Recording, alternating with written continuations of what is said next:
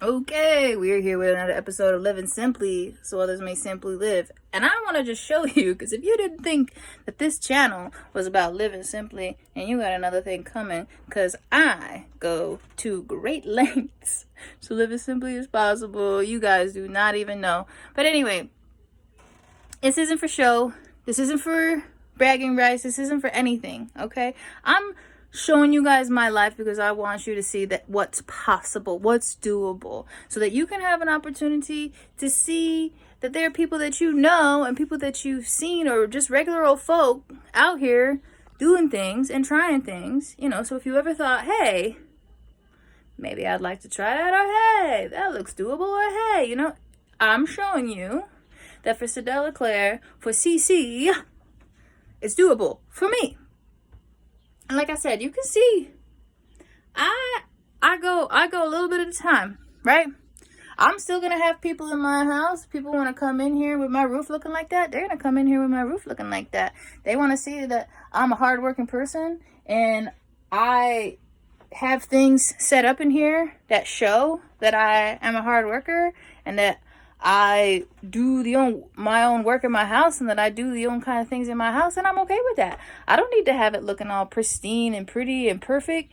You know what I mean? Like somebody comes over to your house and your kids made a mess. You got 2 kids and they made a fat mess, and somebody comes in your house and is like, you must be a bad mom because your house isn't clean. Psych! I must be a good mom because my kids' toys are out and my kids look like they've been playing, and they look like they've been spending time doing things, and they look like they've been living in the house that they are living in, right? No, don't have nobody tell you what your life is supposed to look like. Let me tell you, you know, what you're supposed to have done and what you're not supposed to have done. What you're supposed to have fixed and what you're not supposed to have fixed. Look. Right? Oh man, I am gonna be excited once I get that shower done though, y'all. I'm not gonna lie. Because I want to be able to be taking showers in here. So I am working towards getting the bathroom done right now. I go to my mom and dad's house if I want to take a shower. And if I have to go to the bathroom, then I use this. Now, this here is my toilet setup.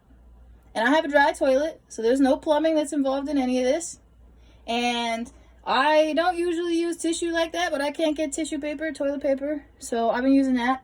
But that actually, it's got aloe on it. It's got all kinds of nice stuff that's supposed to keep your nose like nice and soft when you got like a sniff and a sniffle and all that. And it actually, it's actually treating my tush quite nice. So I like that actually. Like a little bit of lotion and a little bit of aloe vera around other orifices of my body, not just my nose. But anyway, so I'm going to show you kind of how this works. Now, I got the toilet seat lid.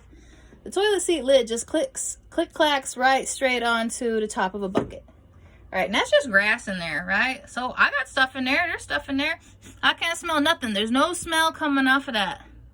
You'd be surprised because I use the dirt to neutralize the hydration, so the liquid, and then I use the grass to soak up the rest of that stuff. So all of that's mixing together. That makes nice.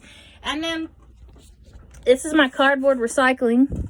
So I do recycle my cardboard anywhere that I have it. I was thinking about this stuff. See how it's got like plastic, like a really like plastic film on it. I might not be able to recycle that, so I might not be able to do that.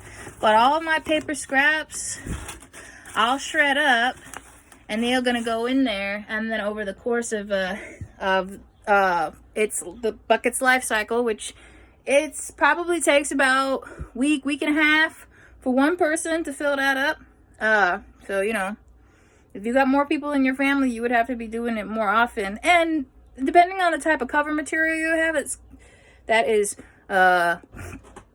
lingo in the community for, you know, what you're using, because there's different types of materials and they all do different types of things. I just use dirt from outside, and I use grass clippings from somebody else's yard, and this stuff out here is real dry, and with the sun like it is, because hay is also a good cover material and things like that. But I use the cardboard just kind of like as fine layers to kind of push everything down. And then it keeps my hand clean, and then it's a dry surface so I can push everything down. Now, if this is grossing you out, if this is freaking you out, if this is something that you're thinking about and you're going, whoa, that sounds terrible. Okay, so how long do we have to change babies' diapers? How long do we do that, right? You got your face and your hands in your baby's butthole for like 3 years of its life. Longer, I don't even know. I've never had kids. I've never really had to change that many diapers. But think about how many doo-doo bags you've had in your bathroom. You know, right? Trash cans full of poo-poo in a wrapped up diaper, right? You want to tell me that you haven't had to touch doo-doo and get close to doo-doo and wrap doo-doo in a plastic bag and handle it and dispose of it? You have. You have. It's no different with you with your big boy, right? And now you're old enough that you know how to get rid of your poo-poo yourself. So that's what I do, right? This is my giant diaper, essentially. And I use natural things. And see, this lid closes. Like I said, this is $20 off the internet, and this bucket $5 at the hardware store. Don't let those. What is so unfortunate is all of these people who are trying to get back down to simple things, all of these people who are trying to figure out how to come back to doing things simply. That's a huge market to target. So a lot of people who, you know, are trying to do these type of lifestyles get targeted really hard with a bunch of different products. You want to try to find those toilets? You want to try to find your own toilet like that without making it yourself or without doing something like this? It's going to cost you, like, I think there's one toilet that was $1,000. $1,000 for a fucking. It blows my mind. It blows my mind. So that you can biodegrade your poop. No, I get a bucket.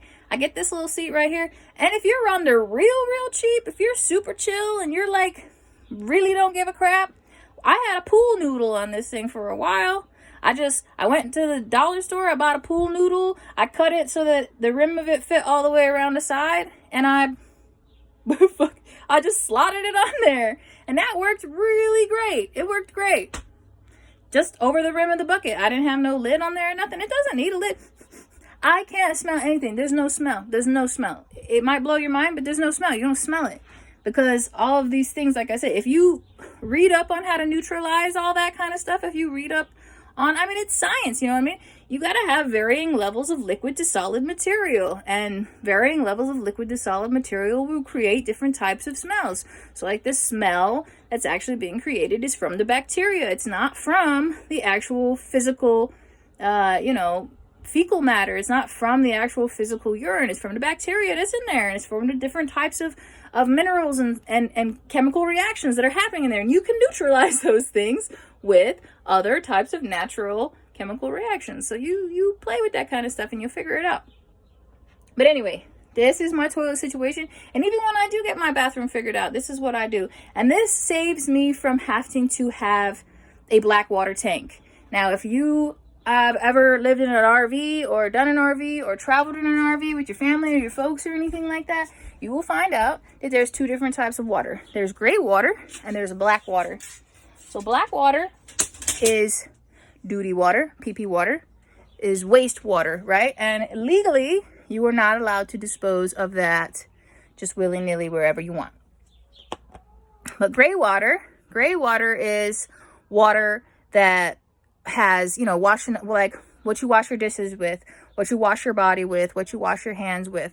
That's gray water. And so there's less legal issues surrounding that. And eventually I want to have my gray water system. I've been thinking about it. I've been developing ideas for a gray water treatment. It's going to use like PVC and then natural layers. So I want it to have like rock, sediment, and then I have to finish doing the research, but I'm gonna design that inside of a PVC pipe, and I'm gonna have that be an extension on the side of my trailer, so that any of the runoff, any of my gray water, because like I said, I don't have black water. I don't have any black water because I am not using water to dispose of my bio waste. So All fecal and urine, fecal matter and urination goes into those buckets, and then they get disposed of outside in a place where I'm allowed to do that. So I have that set up, and I'm hoping to have that set up. But that's something that I have to think about as a person, because for me, traveling on the road, because I don't have anywhere to dispose of black water, it's much more difficult for me to have a water toilet. The dry toilet is hugely easy for me to own and run and operate in the situation that I have set up right here, because it doesn't make as much waste. If you think about it, say you use a quart of water, or even like a half a gallon of water or more, a gallon of water every time that you go to the bathroom. And I think it's a couple of gallons. If you look at some of those toilets, I mean, I don't know if you've seen at some of the airports and some of the bigger places that have lots and lots of traffic and that use tons and tons and tons and tons of water for toileting purposes. They've got two setups.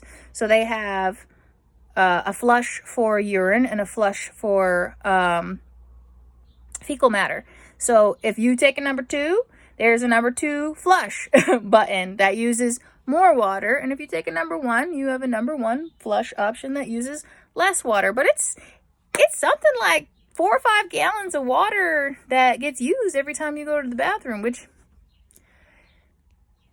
I think is bizarre. I think it's bizarre that we use water to get rid of stuff like that, but that's me. And that's something that I want to change in my life, because I want to be able to minimize as much water as I use. I want to be able to use as little water as possible, because I want to be able to have a sustainable system that I can eventually be able to determine how much water that I need. And I want it to be drinking water, and then I want to eventually be recycling my gray water, and have a recycling system that basically just continues to run. And I use that water. And obviously, there's going to have to be thought processes going into that, but that's where I'm headed in my Living Simply journey. But anyways, that's my toilet. That's how it runs. That's how it operates. If you're ever curious and want to ask more questions, I can answer plenty more questions. I'll put a warning on this video for anybody who's like, oh, that's a little too much for me to talk about. Granted, I didn't show anything offensive, but try out new things. If you don't like it, you don't like it. And maybe you might like it, but maybe I've never thought that I would be so excited about pooping in a bucket as I am today. I love it. I think it's a super practical system.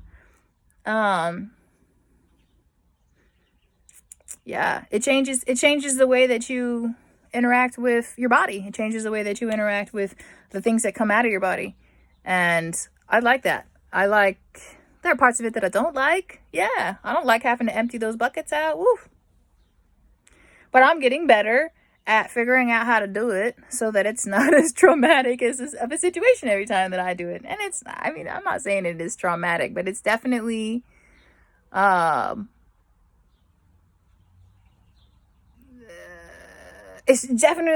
my favorite job, is emptying the buckets. But I have 2 buckets. So I have it set up to where I have the replacement bucket so that and then I rotate the 2.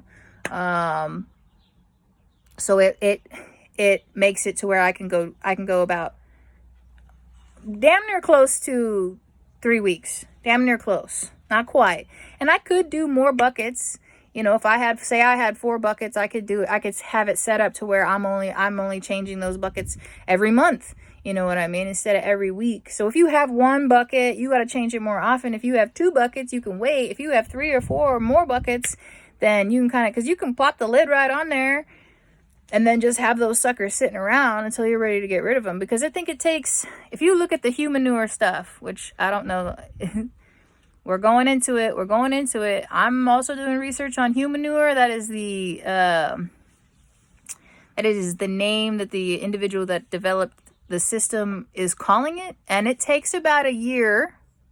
It takes about a year before it becomes proper night soil, is what they call it. So night soil is poo-poo soil.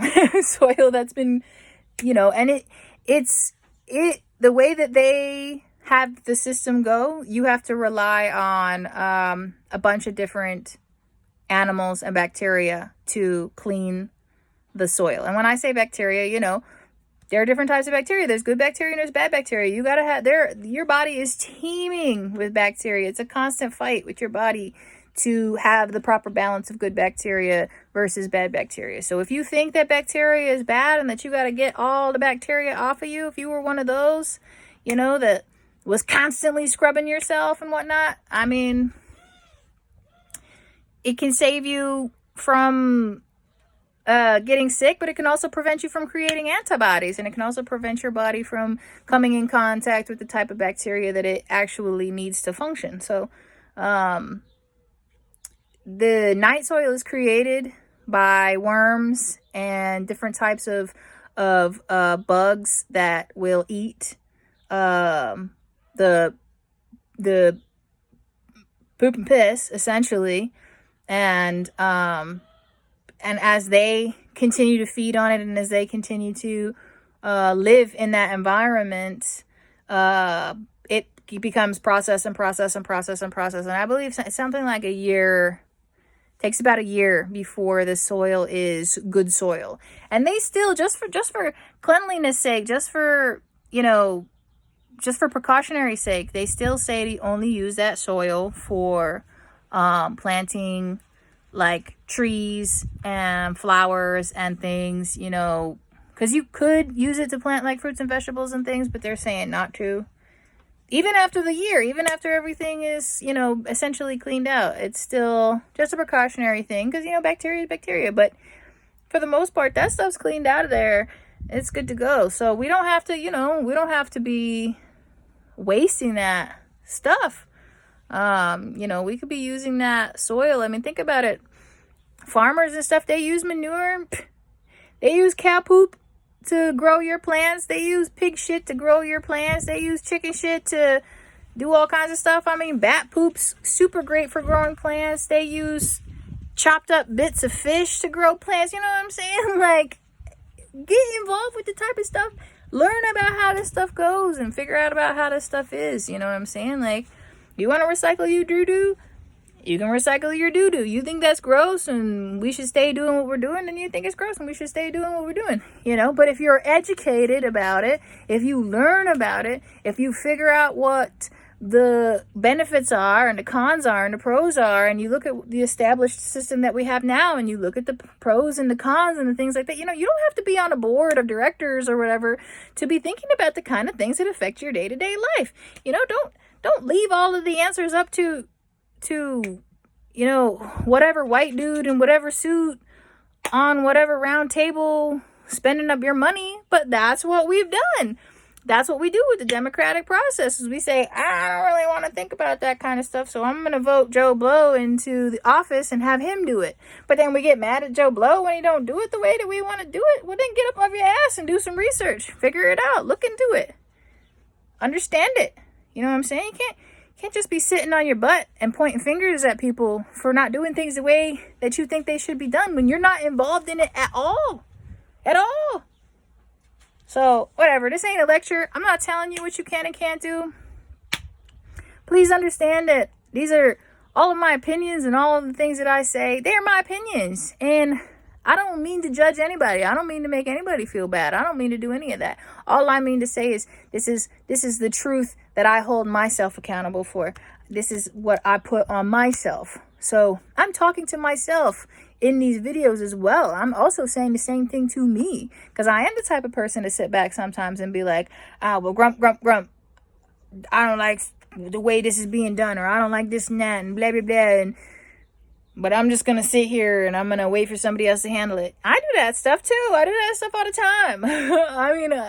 No. I want us all to grow as people. I want us all to, you know what I'm saying? Like, if there's something that I've learned from this whole situation, is that, man, when people have a reason to come together, gosh, can they come together? I have had some really great things happen to me.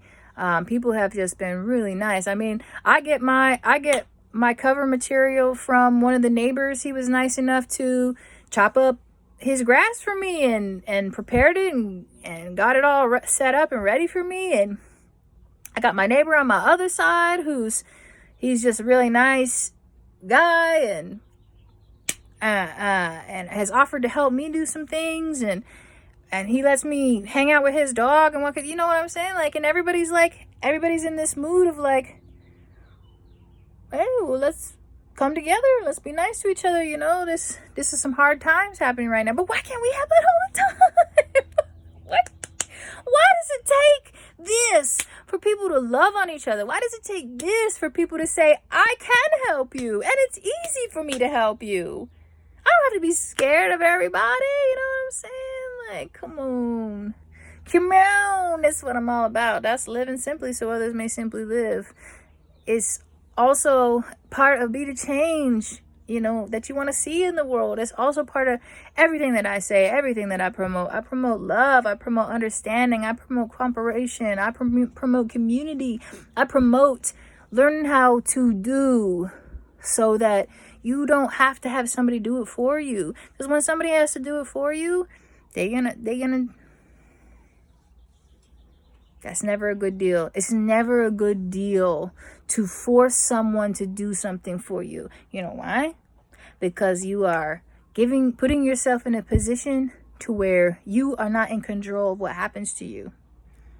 You might feel great. You might feel like, good, that person's handling it. But that person's handling your business. That person's handling your life. That person's handling where you get things. That person's handling things for you. And that's not always good, you know, unless you and that person have a rapport, and unless you and that person have a good understanding and you feel safe and secure with that. But forcing someone else to do something for you, forcing other people to work a minimum wage, forcing other people to, you know, live in neighborhoods that are not well established, forcing people to, you know what I'm saying? Don't make me point out all of the problems. I'm not trying to do that. But you know what I'm saying? When you force people to live in situations that are not appropriate and to do things for you that are not appropriate to force people to do. You know what I'm saying? Like, we shouldn't live life as like people who don't do for ourselves and don't figure out how to do things for ourselves. You know what I mean? Like, I don't think so, at least. But these are my opinions. This is what it's about. I was showing you my dry toilet, and I was showing you a little bit, and obviously I chitter on about, you know, being invested in your own knowledge and being invested in being prepared to be the person that can handle things in life when they come at you. So anyway, chitter, rambly, but that's another episode of Living Simply so others may simply live with your host, CC. I hope you guys have a blessed day. And yeah, I'm about to go get me some vitamin D. I'm about to put Lucky here on the leash, and we're going to go to the softball park, and we're going to walk around, get some sun. So love you guys. Bye. On another episode.